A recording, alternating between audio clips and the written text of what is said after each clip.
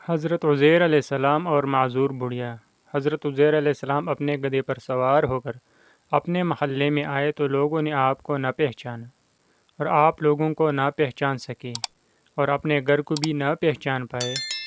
آپ اپنے خیال اور اندازے کے مطابق اپنے گھر آئے تو وہاں ایک انتہائی ضعیف عورت بیٹھی ہوئی تھی جو آنکھوں سے اندھی تھی۔ اس کی عمر 120 سال تھی۔ وہ گھر والوں کی لونڈی تھی۔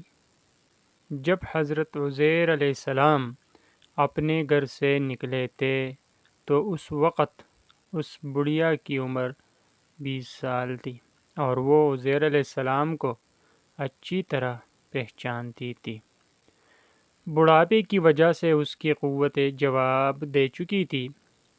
حضرت عزیر علیہ السلام نے اس سے فرمایا، کیا یہ عزیر کا گھر نہیں ہے؟ اس نے جواب دیا، ہاں، یہ حضرت عزیر علیہ السلام ہی کا گھر ہے۔ پھر وہ رو پڑی اور کہنے لگی، میں نے اتنے سالوں سے کسی کو ان کے تذکرہ کرتے ہوئے نہیں دیکھا۔ لوگ انہیں بول چکے ہیں۔ آپ علیہ السلام نے فرمایا، میں ہی عزیر علیہ السلام ہوں۔ اللہ تعالیٰ نے مجھے 100 سال پوت کیسے رکھا، پھر دوبارہ زندہ کیا؟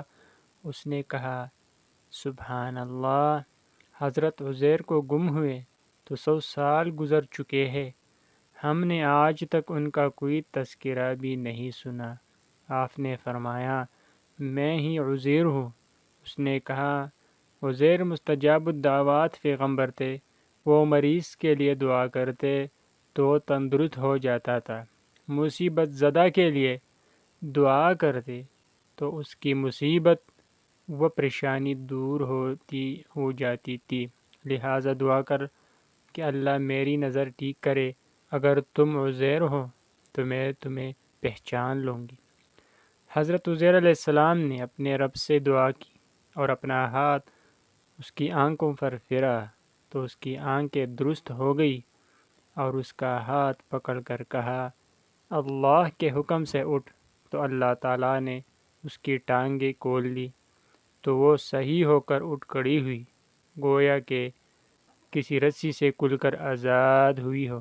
پھر اس نے دیکھ کر کہا، میں گواہی دیتی ہوں کہ یقیناً آپ عزیر ہی ہیں۔ ابن کثیر۔